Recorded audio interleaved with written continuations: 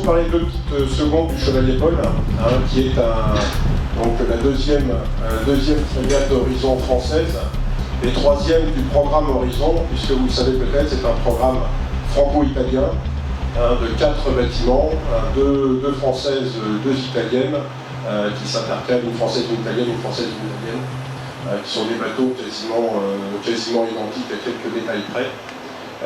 Je crois qu'en termes de programme, on a poussé le partenariat industriel et étatique donc de réalisation de bateaux en coopération et avec une réussite, vous en jugerez vous-même, je crois tout à fait remarquable. Et le bateau a fait sa première sortie à la mer fin novembre, en novembre 2007. Et donc là, on a eu à peu près 2 ans, de novembre 2007 à novembre 2009, 2 ans d'essai à la mer. Depuis le 21 décembre 2009, le bateau a été pris en charge par la marine. C'est la première fois que l'on part aussi longtemps avec ce bateau. Et donc c'est vraiment un test d'endurance. Un test d'endurance avec notamment une une volonté de le tester en eau froide. Ça, c'est ce que l'on vient de terminer, qu'on va terminer dans quelques jours. Leurs caractéristiques, en fait, par grand froid, leurs caractéristiques techniques se modifient et ça peut avoir des implications sur les différents systèmes. Le spectre de mission est très large. La première mission de ce bateau, c'est vraiment la protection aérienne à partir de la mer. Mais ça peut être aussi une protection d'une zone à terre. Parce que la portée de 400 km de détection, elle est aussi valable au-dessus de la Terre. Les bateaux équivalents, c'est quoi?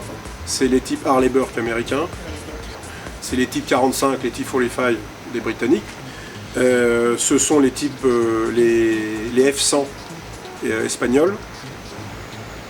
Alors, en France, c'est une frégate, mais en langage, on va dire, international et otanien, ce serait plus un destroyer. À la fois par sa taille, 7000 tonnes, les armes employées, c'est plus un DDG qu'un FFJ. On a le système d'armes PAMS, qui est le Principal Anti-Air Missile System, et le radar Ampar, qui est ce que l'on a dans la boule là, sur le mât avant. Ça, c'est le système d'armes, c'est-à-dire que le système est capable de guider en simultané plusieurs missiles sur plusieurs menaces, totalement distinctes.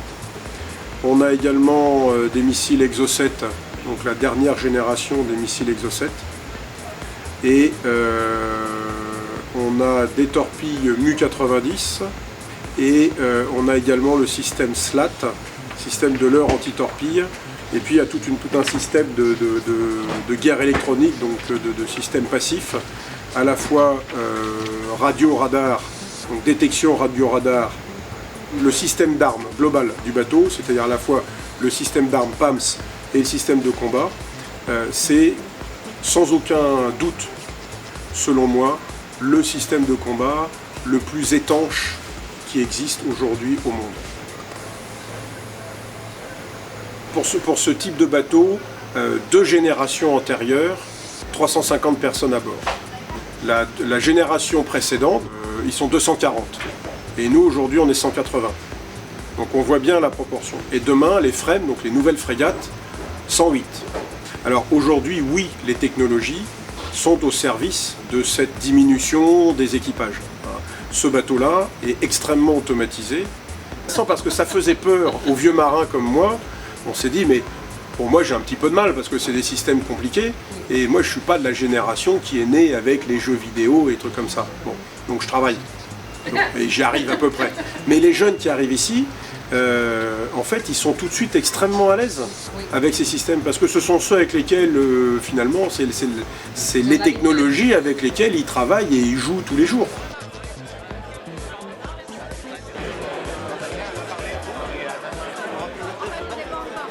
Moi, je vous livre juste un sentiment de commandant de bateau.